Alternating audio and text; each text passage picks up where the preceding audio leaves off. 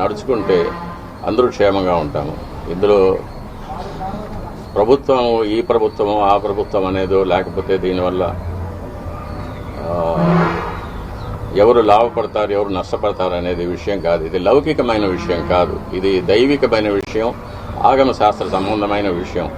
కాబట్టి ఆ సంబంధంగానే నేను కూడా ఈ విషయంలో నేను మాట్లాడుతున్నాను. స్వామి, గతంలో మీరు స్వామివారికి నివేదనలు సరిగ్గా చేయటం లేదని చెప్పి ఆరోపించారు. ప్లస్ గత 5 ఏళ్ళలో కూడా అధికారులకి పాలక మండలి దృష్టికి కూడా తీసుకెళ్లాను, అయినా ఇలాంటి చర్యలు తీసుకోలేదన్నారు. ఇప్పుడు ప్రభుత్వం మారాక స్వామివారికి నివేదనలు సక్రమంగా జరుగుతున్నాయని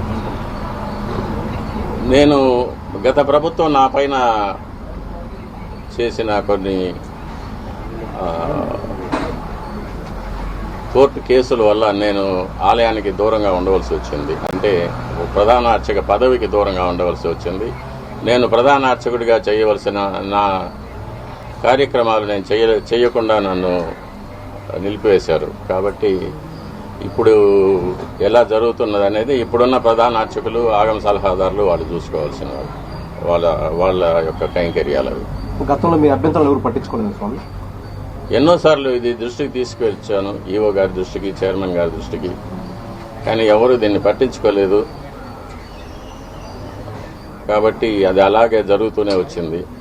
దాన్ని చూసి బాధపడటం తప్ప నేను ఇంకేమీ చేయలేకపోయాను.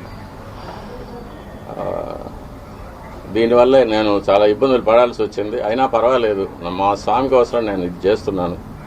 మా స్వామి తృప్తిగా నైవేద్యాలు స్వీకరించి ప్రసన్నుడుగా ఉండి భక్తులను అనుగ్రహిస్తే అంతే చాలు.